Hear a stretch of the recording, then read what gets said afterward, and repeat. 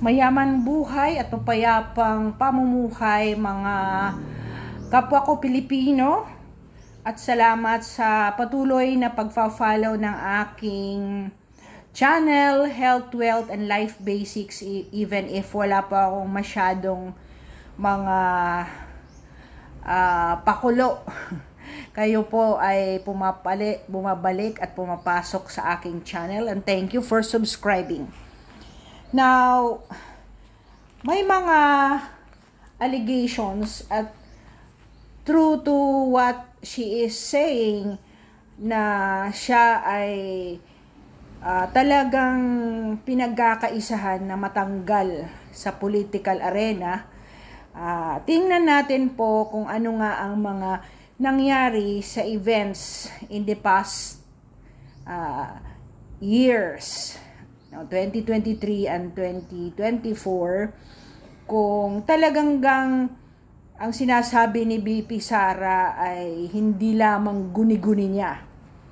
December 11, 2023, meaning a year ago, a video was taken of Congressman Martin Romualdez in Iloilo during a Philippine economic briefing, saying that the PERMA is aimed to change the 37-year-old Philippine Constitution. So, kasi po umiikot po si Martin Romualdez to secure the supposed people's signatures in order to petition for a change of the Philippine Constitution's provisions. Okay? So, pumalag po ito si Senator Chis Escudero. Hindi pa po siya Senate President at that time. So, ang nangyari dahil sa pagpalag ni Chis Escudero, nagkaroon po ng Senate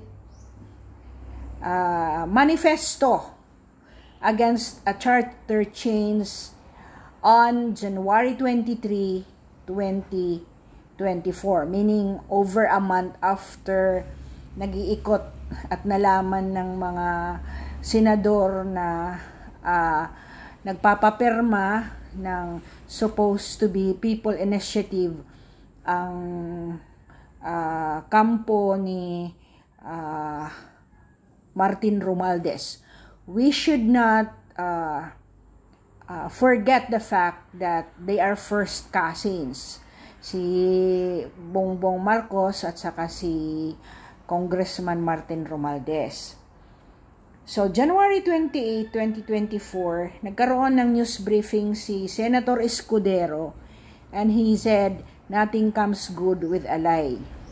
At that time, against pa siya sa mga Marcos. Okay? February 2024, after the Senate manifesto against the charter change was issued, nagkaroon po ng series of rallies ang mga Maisog Party, ang mga Duterte supporters, and then dinadaluhan po ito ni former President Rodrigo Duterte and Mayor of Davao, Baste Duterte, attending rallies decrying that charter change is illegal in respect to the activities being undertaken. Kasi, kung baga, hindi talaga people's initiative yan kasi hinihikayat through alleged bribery and corruption na nagbibigay si Congressman Romualdez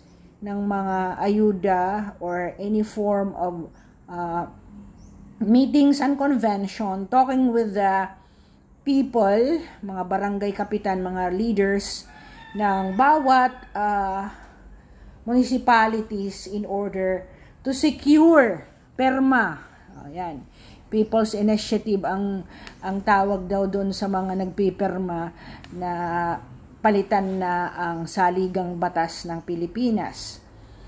Okay? Because of this series of rallies, galit na galit si President Duterte at sinasabi niya noon before pa maging presidente at nagtandem ang kanyang anak at saka si President Bongbong as regards the substance use of the incumbent President Marcos Jr. With this events, noong May 20, 2024, Senate President Mig Zubiri resigned as the Senate President kasi kumbaga nagkakagulo na, may political disputes within the Senate membership. Ngayon, pumasok ang Escudero, maybe because the majority Senate members thought that Escudero is pro Duterte or magsusupport kay Duterte. Now, a month after, June 19, 2024, BP Sara resigned as DepEd Secretary on ground that the DepEd budget is not utilized by the supposed mandate earmarked and being supposedly executed by people within the DepEd who should implement DepEd projects. So, ang allegations niya later, nung medyo nasukol na siya, because in that resignation, hindi muna niya i-divulge ang true basis or the reasons why she would resign from the DepEd as one of the cabinet secretaries of the current administration. Na-highlight po later, kumbaga, nasukol na si BP Sara in respect to the confidential fund utilization, that there are two people, powerful people in the Congress who increased the budget of DepEd in 2024. She even challenged na tingnan daw sa budget plan or proposal na nandoon sa website ng DepEd na hindi yun po ang proposed budget. But then, the Congress has integrated 150 billion pesos na na-add po sa DepEd budget in 2024, which was not originally planned and proposed during the budget hearing in 2023. So, as we know, noong 2023, nung first year pa lang nila ni BBM, talagang hindi siya pinahirapan sa mga confidential fund na yan dahil syempre maganda pa ang relasyon nila as of May 2023 or July 2023 nang mag-budget call ang Congress at Senate para sa 2024 na budget allocation. So, na-shock po siya. But then, her disgust was, in 2023, yung inad po na budget na yan ay kumbaga, instead na ang DepEd Secretary Sara Duterte, who was concurrently holding the position as the Secretary of DepEd, should be the one to execute and implement the building of projects or facilities for the DepEd. Kumbaga, ang kaniyang ini-air is, bakit naman kinukuha sa akin ng mga congressman na to just because they increase the budget for 150 billion. Billion po, 150 billion. In-increasean mo, tapos pala, kukunin sa kanya at sila ang magbibid, sila ang mag-execute sa bibuild ng supposed facilities na plan doon sa mga projects ng DepEd. But then, she said na, okay, pinalampas ko yon ng 2024, sige,